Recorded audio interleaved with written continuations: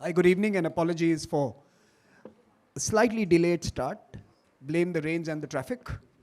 But over the next 40 minutes, we will have a freewheeling conversation on some important issues that we confront today, but also as we look ahead into the next year and the new cycle of global governance through G20 and other processes. But since we have with us a very special guest, Mr. Daleep Singh, who's the G20 and G7 Sherpa, but also the Deputy NSA for International Economic Policy, which basically, in many ways, as his role as the Deputy Director of the National Economic Council, mandates him to look at some of the most important economic processes, from supply chains to technology to, of course, key financial and monetary policies that have an implication on national security.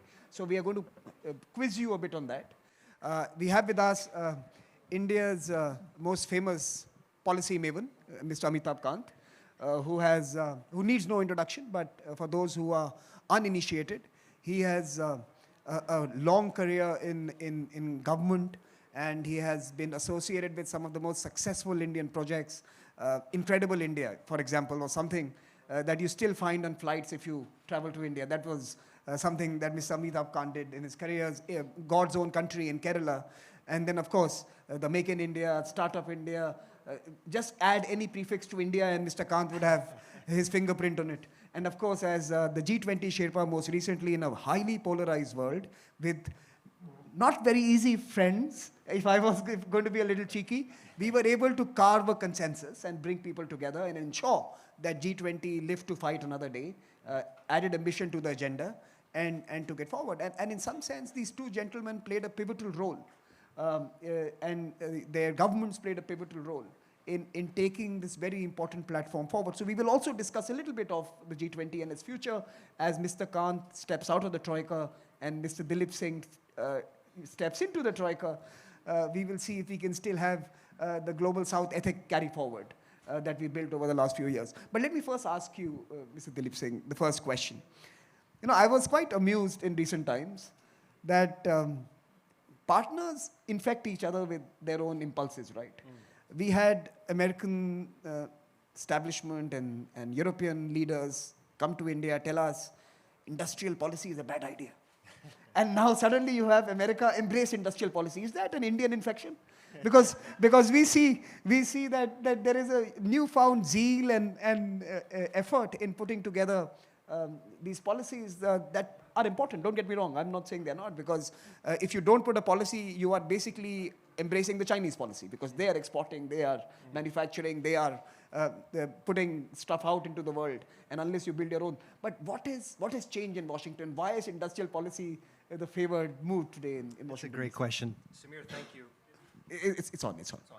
Let me first express my gratitude to my dear friend Amitabh and my Sherpa counterpart for really inspiring the idea of this event. And Samir, thank you for your moderating this event and your gracious hospitality, ORF, being the platform, and all of you for being here. It's always a special feeling for me to come back to where my family is from and where so many of my warmest childhood memories were made. So I'm grateful to all of you for spending some time this evening. Okay, industrial policy. Why now? And were we infected with the ideas from abroad? I think you're actually onto something, Samir. I mean, the basic premise is that the biggest challenges we face, whether it's economic security or national security, the private sector left entirely to itself is not going to solve those problems.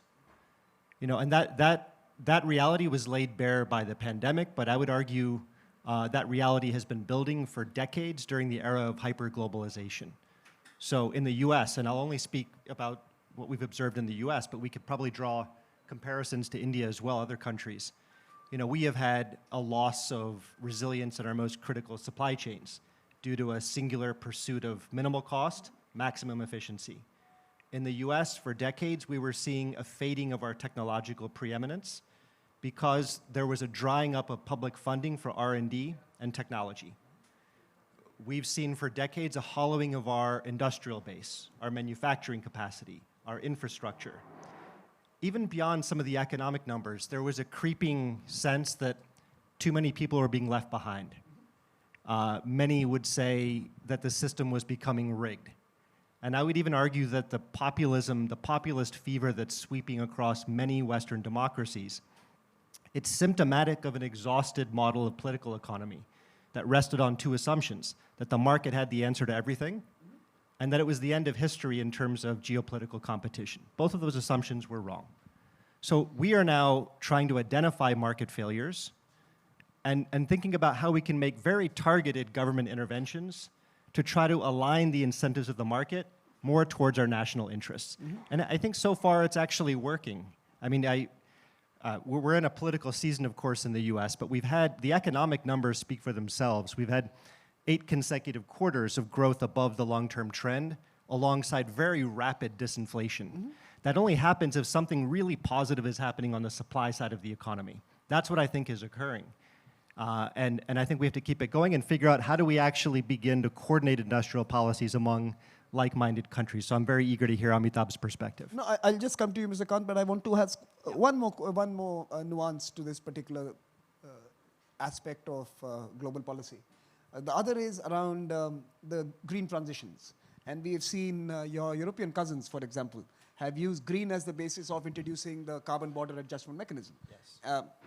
Bluntly, it is save European industry, and or rather build European industry and capabilities to manufacture some of the important elements required for the green economy, right? Now, there are collaterals to this, right? Someone is paying the bill. Yes.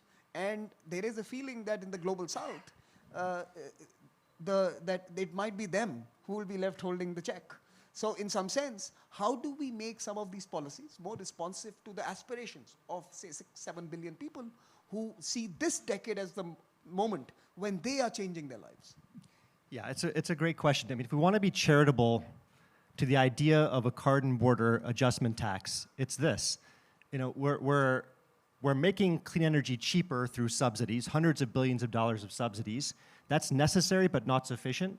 You also need to have border adjustment policies to make dirty energy more expensive. And the two should work in tandem. That's the conceptual rationale in Europe. But you're absolutely right, Samir. This kind of policy, if it's not sufficiently tailored and nuanced, it would do injustice to countries that have very little to do with the problems that we have in terms of carbon emissions. And India is an example of a country that could be unfairly harmed. So we have to think really clearly about what is the threshold above which we make dirty energy more expensive. Is it just carbon emissions, or is it the starting point? You know, and your contribution cumulatively to the problem that we're trying to solve. And does it relate to your climate ambition? Does it relate to the way in which you produce clean energy? Do you use non-market policies and practices? So that formula is very difficult to specify. But actually, we're working with the Europeans to try to modulate their scheme so that it's more responsive to the concerns of developing countries. Mr. Kant, would you like to respond to this? You were someone in charge of the investments and industrial policies as well. So would you like to respond to some of these developments? So first and foremost, you know, China's emergence as the manufacturing center of the world is largely a consequence of American policy. Because if you look at the top 30 companies of the United States of America, 95 to 98% of the manufacturing is outsourced to China. And secondly, both the CHIPS Act and the Inflation Reduction Act are both highly protectionist in character. And so you need a carve-out for trusted partners. It's very important. It's important because if you want to shift towards net zero, it'll be almost impossible to do it without India. And the reason for that is that green hydrogen manufacturing from India today is costing $4.5 per kilogram, whereas in the United States of America, it'll cost you about $7 to $7.50 per kilogram. So the extent of subsidization will be enormous. And if you want the world to move towards clean energy and reach the target of net zero, you want production at the lowest cost possible.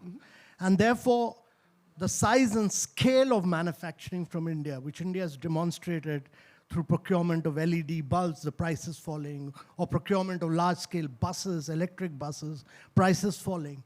It needs the size and scale of a country like India to radically bring down the price to $1 per kilogram by 2030. And that capacity to do it, only India has. And that's why, if you want the world to achieve success in net zero, then you need CHIPS Act and both the Inflation Reduction Act to work with partners like India. It'll be very difficult to do it without India. Can I come in in on fact, this, that's, Samir? that's, Yeah. a good, that's a good segue to you, Daleep. In fact, Yeah. During the G7 presidencies, and certainly the German presidency and thereafter, there have been conversations on actually building a climate club or a climate alliance of certain countries that would actually offer some carve-outs and, in fact, some incentives for rapidly bringing them into the supply chains and resilience and some of the other quests for de-risking.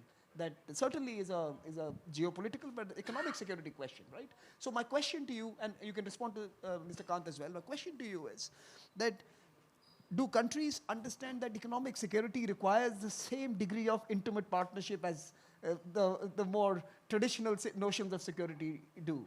And have we started acting on that across borders? No, the answer is no. But but I think you've put your finger on the problem.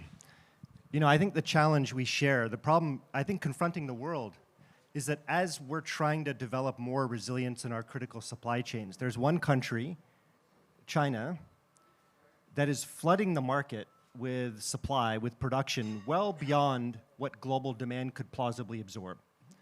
And the consequence is that it's pricing out the competition and undercutting the financial viability of the hundreds of billions of dollars that we're putting to work to revitalize our industrial capacity.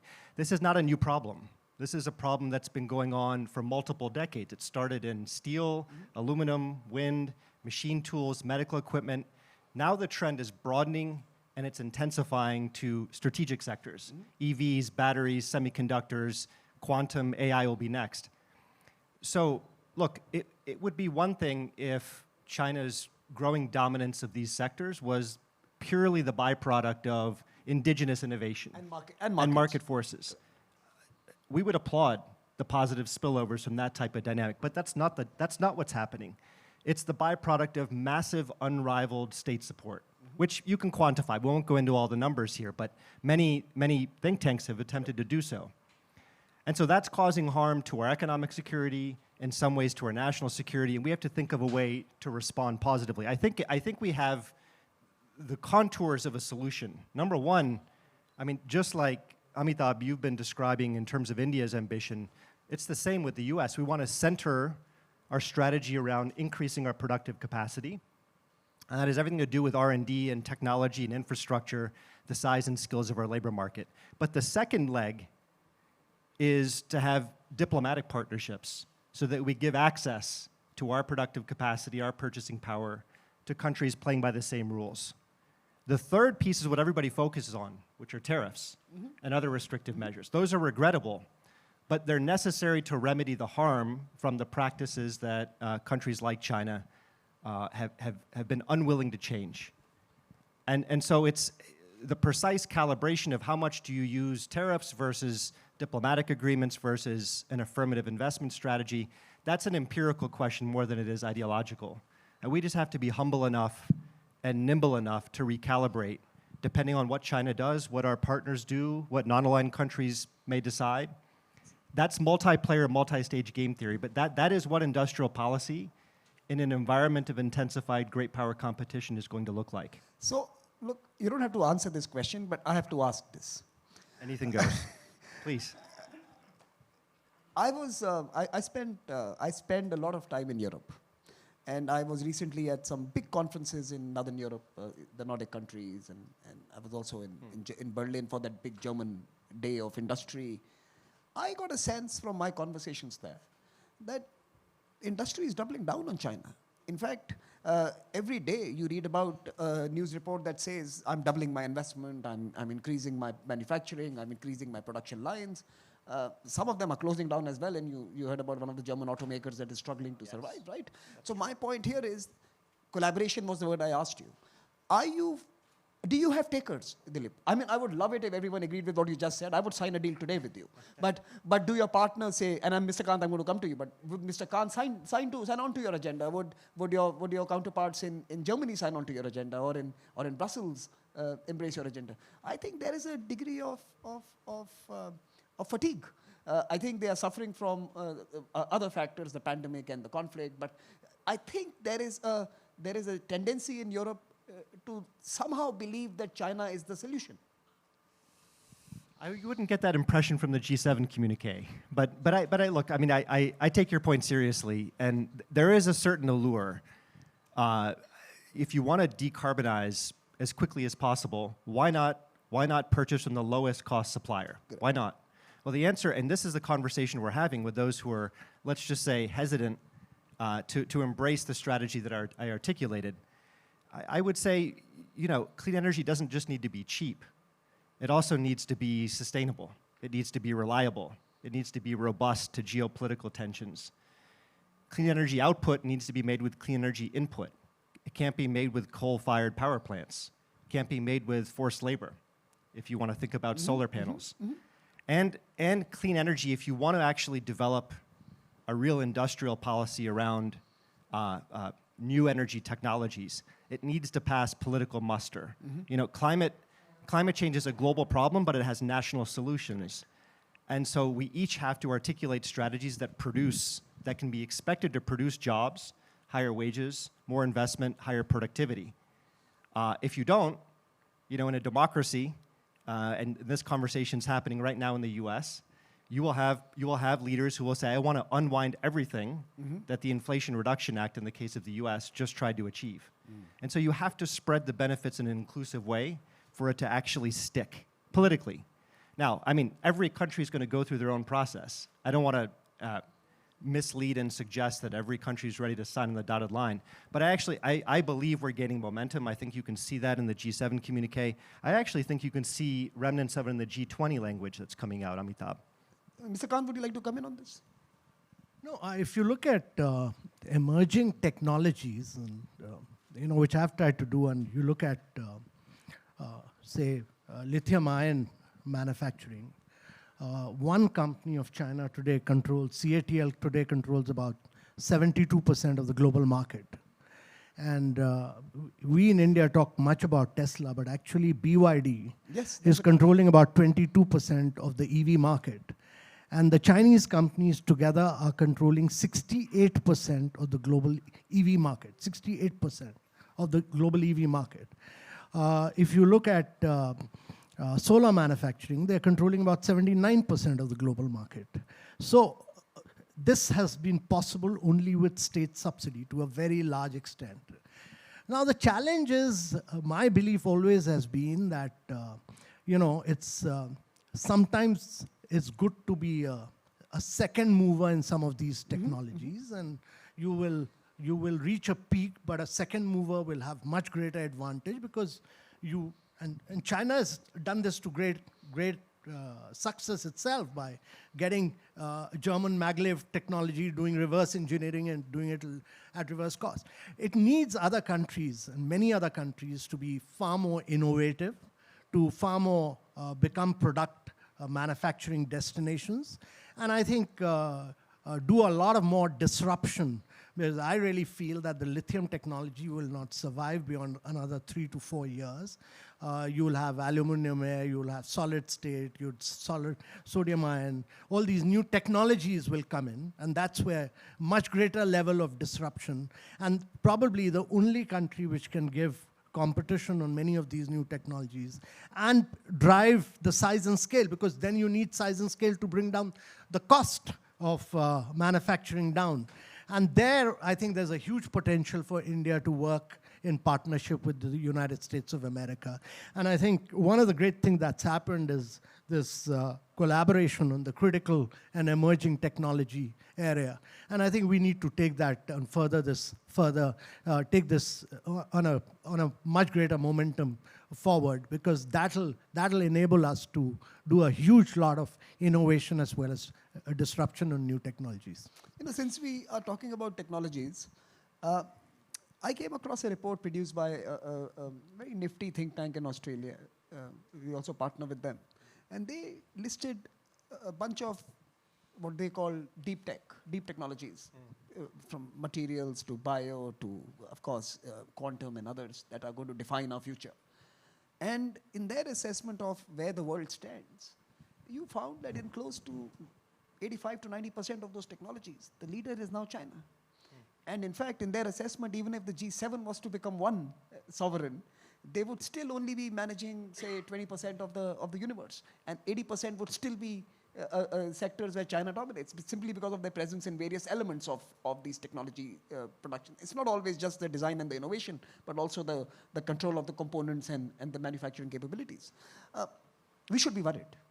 Not because China should not be a part of the global array of solution providers, but this kind of perverse control of a single actor, which has a form of government that is largely non-transparent and unaccountable.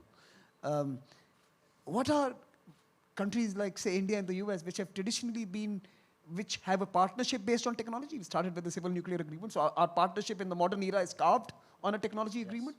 ISET is the latest iteration of a technology-based partnership. What are we two doing, and what should we two be doing? Daleep. You know, innovation is our superpower. It is the crown jewel of India's economy as well. We share that in common. So anything that we do in terms of technology policy, we should have at least 3 principles at the outset. Do not dull the incentives for innovation here or anywhere else, number 1. Number 2, don't penalize our companies for trying to sell to immense foreign markets unless we have confidence that national security implications are significant. That would be 2. And 3, we have to remain open. That's the lifeblood of creating ideas and knowledge and entrepreneurship and risk-taking. So how do we do that? I mean, this is where we get into a conversation about export controls. Because as much as we'd like to be open and allow technology to diffuse... So that's your wide yard, high fence? Yes. Did I get that right? That's right, small yard, high fence. Small yard, high fence. The point is, any controls, you want them to be careful and precise, and to essentially do no harm. Because what we don't want to have is multiple competing technology ecosystems that make the world worse off. And the problem is this: we're not trying to hold China back. I mean, hundreds of millions of people have been lifted out of poverty. That is a profoundly positive development that the annals of history will write about. But there are a set of technologies that are foundational to economic growth potential and national security. You named a few: AI, quantum, semiconductors, biotech, hypersonics, robotics. 2, China has this program called military civil fusion. So any technology that is shared to the Chinese commercial sector, there is no barrier with the military, and it can be misused in ways that significantly harm our national interest. And 3, if we left the private sector to itself, it would have overwhelming incentives to sell to a market as large as China. Therefore, there must be controls. That's why. Now, the question is, how do you do it in a way that's careful? Our thinking is as follows. Number 1, identify the list of technologies that are truly foundational. Not every technology is foundational to national security. And that list is going to change over time. Those of us in government will always be behind the private sector, so we have to have the muscle to update the list. 2 is, where are we ahead, where are we behind? I don't think we're behind China to the extent that you suggested, Samir, but it doesn't, right or wrong, work out where do we have a lead and where might we have a lead. Okay, so for those technologies that are foundational and where we might have a lead, that's where you might place controls. But then ask the question, could China substitute for those controls indigenously or from third countries? And then ask, could I build a coalition around these controls? Could India and the US partner in ways that create an ecosystem that we can take advantage of? And lastly, this is the last part of our approach, stress test this approach. Simulate a decade, 2 decades ahead. If we put on controls and China does the same, and third countries make their choices, are we net better off relative to the next best alternative? I mean, that's the only way we can think of to create a strategic anchor around what we believe are necessary controls, given the stakes that are involved.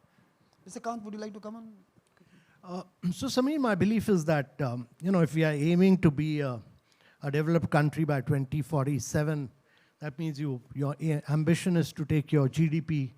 I mean, you may be the fifth largest economy, going to be a third largest economy, but your aim is to take it to a $30 trillion economy by 2047.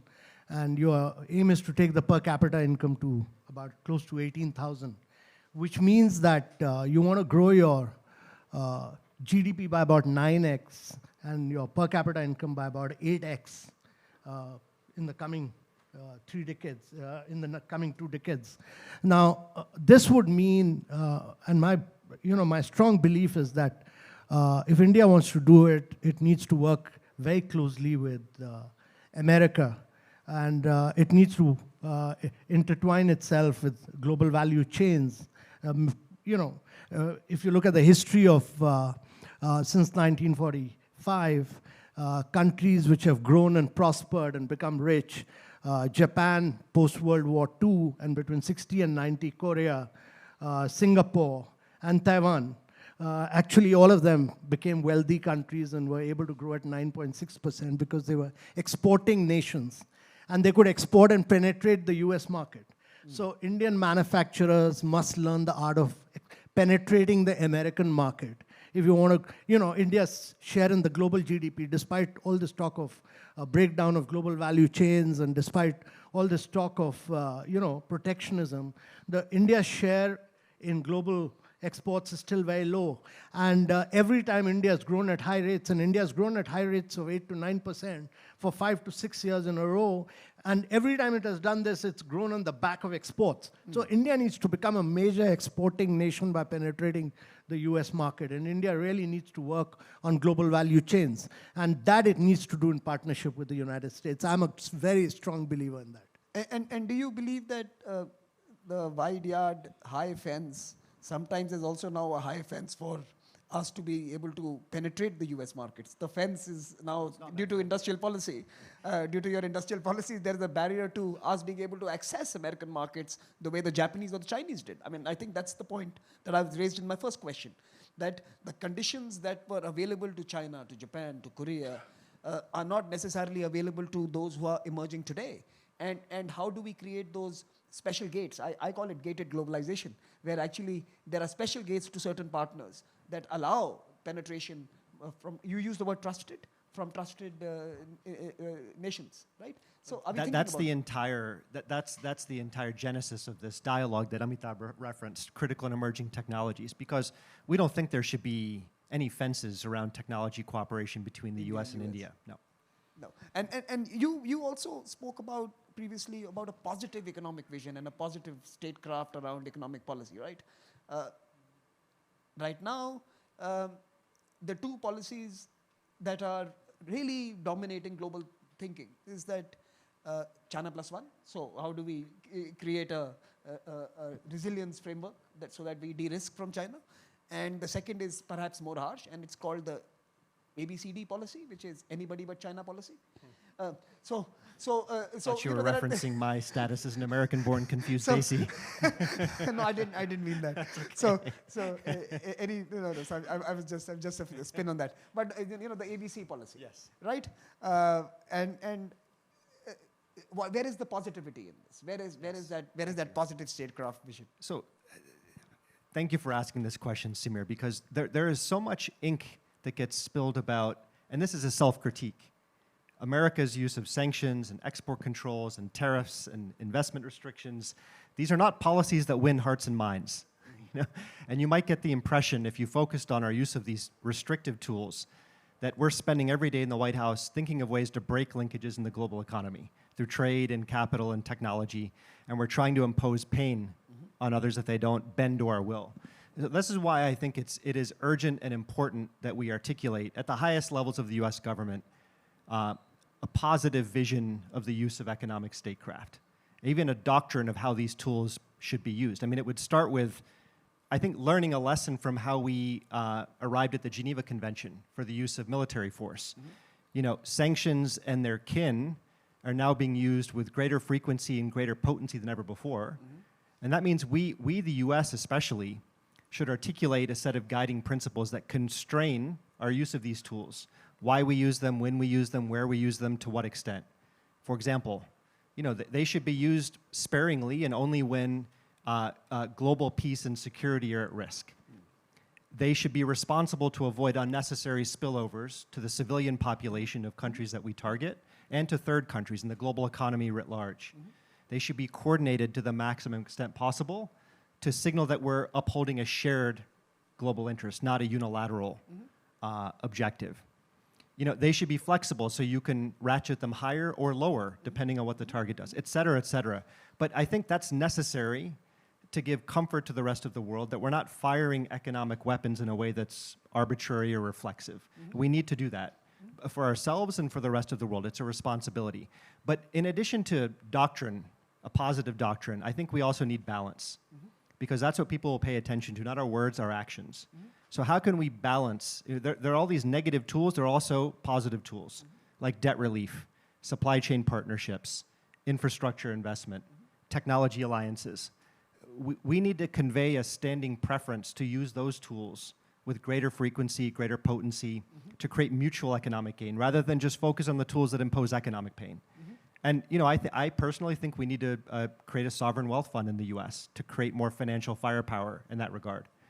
I think we have to reimagine institutions like the DFC and MCC so that we can be much more active in countries that need our partnership, need American capital, need American technology. I mean, that is, if we want to forge an enduring set of alliances with countries that have shared interests, the way is not through sanctions. It's going to be through economics and technology. You know, Daleep, I want to invite you to the Raisina Dialogue in 2025. And you know, seriously, I think this is something we really need to discuss. Economic toolkit for responding to global crisis, sanctions clearly being one of the most discussed these days, but you know, we really want to see the cost of economic policy.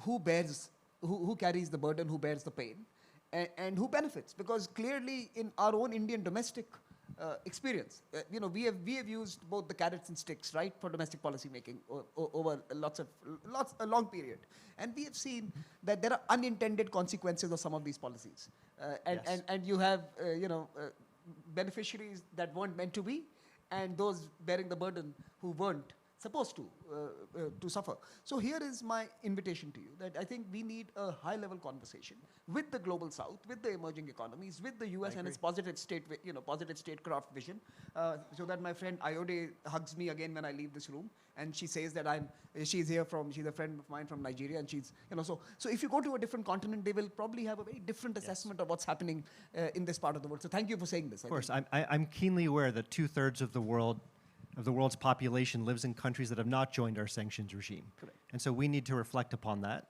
and decide how we can do better. I'll gladly accept your invitation, Samir, although I may be out of a job after November. Look, if you are out of your job, you will still be the only one who will say these things, so I'll still invite you. Okay. I want an That's a American deal. to say this. So okay, now let's move to the more interesting question now. So this was the global scene. Now let's pretty interesting. Let's go to a smaller set. Let's go to the G20, something that both of you have been deeply committed to. There is a worry, and clearly it's a reasonable anxiety that with the exit of India from the Troika, and with the G20 moving away from the global South over the coming couple of years, will we continue to see the privileging of SDGs and livelihoods and aspirations of this large mass of humanity as part of the G20, or will it go back to being the Pittsburgh G20, which was a bankers G20, which was more about saving the banks and saving the big guys and saving the big corporations, or will we now, or have we permanently in these 3 to 4 years of the global South being at the helm, have we changed the character of the G20? So will development first and people first and human-centered growth continue to animate the G20? There's the anxiety, and probably it's an open question to both of you, freewheeling question. So I'm going to repeat it again so that you have a time to kind of think about it. But can we continue to see development at the heart of the G20, SDGs and humans and people? Mr. Kant, your view. So, my view is, first of all, that the only functional multilateral body in the world right now is the G20. And I think in many ways, India set up a very ambitious agenda and was able to push a lot on SDGs, which is very critical in the post-COVID era. We pushed a lot on Green Development Pact, and we pushed a lot on technological transformation. But if you look at the challenges confronting the world, and I would say the biggest challenge is the conflict in the world right now with this Russia-Ukraine war going on for almost 3.5 years plus. And now with this Middle East conflict, you've lost about 50,000 people in Ukraine-Russia war, both civilian and military, and over 1 million plus, and a huge humanitarian crisis in the Middle East. That's the crisis number one. The second crisis is on climate action, which is, if we are not able, 2023 has been the hottest year in the history of the world, and 2024 is going to be even hotter than 2023. Climate action will be the biggest crisis we'll be confronted with. And thirdly, the emergence of new technologies, AI, quantum computing, etc., which have the potential to transform lives of citizens across the world through enhanced productivity, but also have the challenge of being regulated in a very pro-innovation manner, which is very important. And all these three critical issues are, to a great extent, a function of how the US elections will shape out. On all these three issues, within G20 and outside, the US elections will play a very, very critical role. So therefore, because I've seen before, G20 in Germany and in Japan, US opposed climate action. It opposed climate finance. And then, in fact, there was a whole challenge about getting the consensus with United States opposing it. 19 countries on one side and the United States opposing it. And this is the only functional body right now. The United Nations is a non-functional body, with Security Council being non-operational, absolutely. So these are the challenges before the world, and I think we'll have to wait and see how it plays out. I mean, I agree with Amitabh. I'm not allowed to talk about the campaign, but multilateralism... But you can tell us who's winning, right? I'll tell you who's going to win. No, multilateralism and diplomacy are on the ballot. They are. And the G20 summit happens 2 weeks after the US election. So it's almost a binary outcome that we can look forward to. But look, I have to first give praise. I mean, Amitabh, I'm not flattering you because you're right next to me, but last year's G20 in Delhi was, I think, the recent high point. It was a masterful demonstration of how to bring together countries that don't necessarily share all the same values or even the same interests towards a consensus statement. I think it's going to be harder now. And let's also just be honest. Most people outside of our families don't read the G20 communique. Correct. And even our families do so grudgingly. Mr. Amitabh Kant, in India, you only heard about G20 for 1 year. Yes. He took G20 to every home, every village, every street, every city, literally it was a mass movement. Everywhere else in the world, you have protests against G20. You have demonstrations against G20. Here, we had celebrations for G20. It was masterful, honestly. We had 1 year of Diwali festival.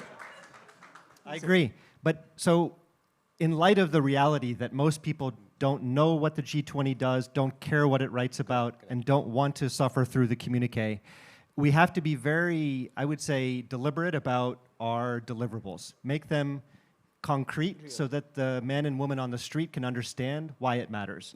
So I think, I'll tell you, from a US perspective, our #1 priority for this year's G20 and our G20 next year, 2026, which we'll host, is to break the debt impasse in the developing world.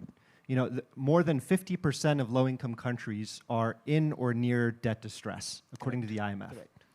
There are more than 36 countries that are spending more on debt service than healthcare spending, education spending, and infrastructure spending combined.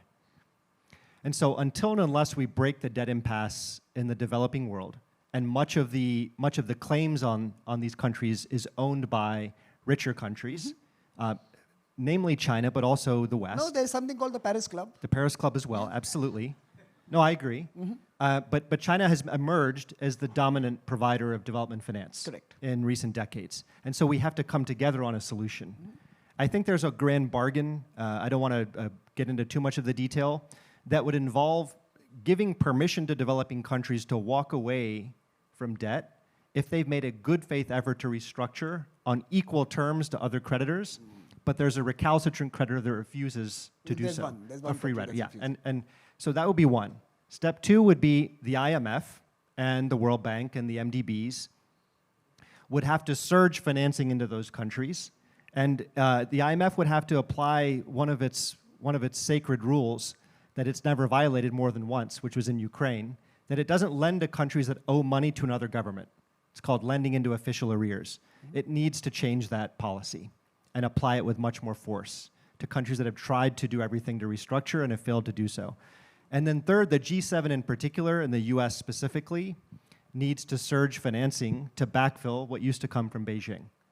And this has everything to do with the positive vision of economic statecraft. We actually need to have financial... The US Exim Bank. US Exim Bank, DFC, Sovereign Wealth Fund. USAID, a sovereign wealth fund, sovereign loan guarantees, appropriations. This is what's missing in the US economic arsenal. But that has, I think that has a chance of changing the incentives of Beijing. If Beijing knew there was an alternative, They would behave differently. they would be more willing to restructure, and the benefit would go to those who are suffering.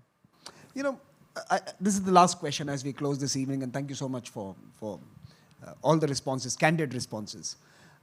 There is a, and I think this comes from what you just said, Daleep, a little while back, that there is a challenge, rather there was a easy assumption that somehow markets found the solutions. In fact, Pax Americana spread that gospel around the world, and many of us believed it in other parts of the world as well, that somehow markets were the answer, and regulation and governance were bad words. Industrial policy was terrible. The Washington Consensus, right? So here's the question to you. Have we got buy-in from the single most important actors in our societies for this positive vision, for this positive agenda, for this growth agenda that you both have just described? Have we got the banks on the table? Have we got the private sector signing on to the same agenda? Because, you know, the Paris Agreement is not going to be fulfilled unless the banks bankroll it in some ways. You know, their risk rating system changes dramatically. The way they price capital transforms to a different form altogether. So how confident are you that America has the authority and has the American state has the authority and power to move the banks and move the private sector that were the beneficiaries of the Washington Consensus now to a new format where we respond to the climate crisis, credibility of multilateralism, and the development challenges that abound, courtesy the conflicts, climate change, pandemic, and much more.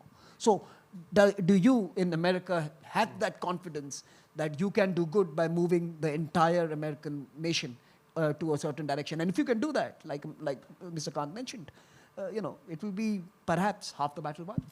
Ask me after November 5th. No, I mean, look, in all seriousness, we're living through the most polarized moment in American history, arguably since, my own reading of history is that the closest historical analog is the 1870 to 1913 period. We had a wave of populism during that time as well, and actually there are a lot of parallels. We were going through a spasm of technological change from electrification and the steamship and the railroads. Business power was getting concentrated to an unprecedented degree. The Vanderbilts, JP Morgans, Rockefellers were amassing power. Labor laws had not yet been formed. The Fed did not exist, so we're having a financial crisis, boom and bust cycles every 10 years. And that only changed through 2 world wars and a lot of deep structural changes. I pray that we don't have to go through that kind of negative demonstration effect. But I can't tell you, with confidence that, yes, the type of positive vision that I'm trying to articulate, what I think industrial policy represents, and the international economic policy that we could bring to developing countries, it would be foolish of me to say that this view has buy-in from a majority of the American people. We're quite divided at the moment, and it's 64 days that we have to make the case to the American people that this is who we are. At our best, this is who we are, and this is our promise. But we'll see. Mr. Kant, you have the final word this evening. So, Samir, let me end up with this point that there's no shortage of money in the world.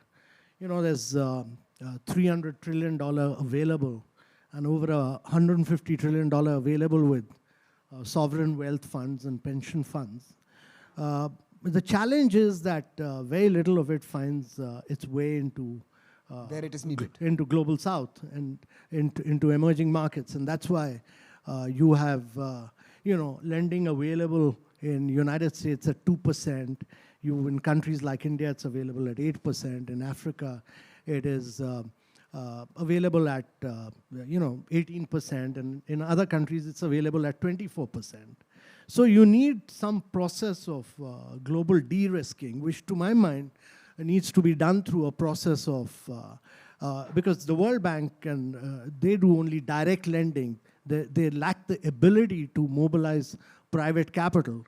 And the instrument of MEGA has not been effectively utilized to bring in private sector lending into emerging markets. And that's critical because emerging markets are not responsible for greenhouse gas emission in the world.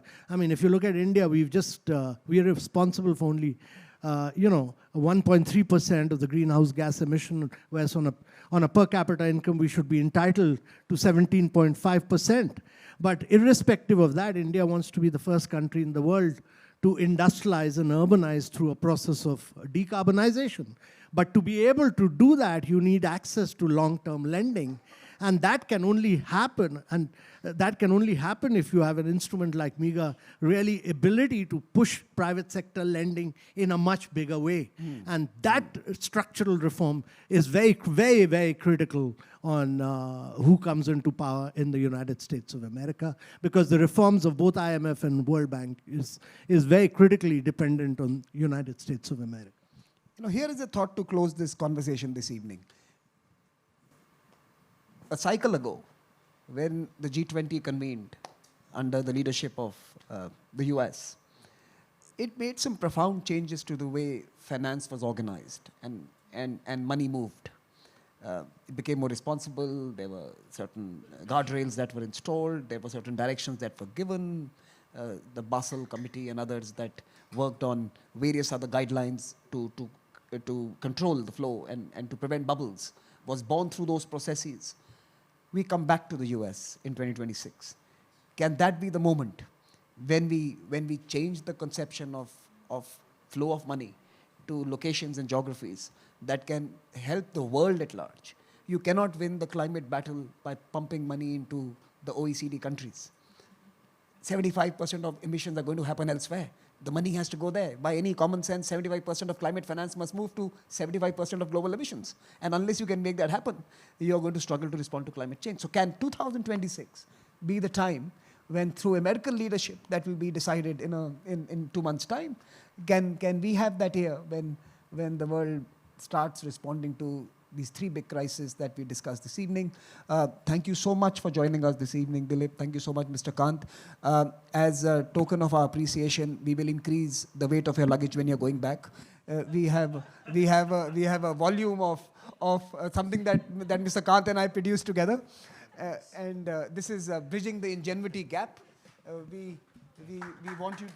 This is a collection of all the ideas Mr. Kant and his team produced through the G20 presidency. It's a chronicle of that year that was, and we hope you enjoy reading this. Of course, if you want, we can courier it to your office. You don't have to carry it back. We'll send it to you. But please join me in applauding the two wonderful gentlemen. Thank you. Thank you. Oh, photograph? Okay. Yeah, by the way, we have not done the inauguration of this book. My team said, let's do the inauguration. Let's do it.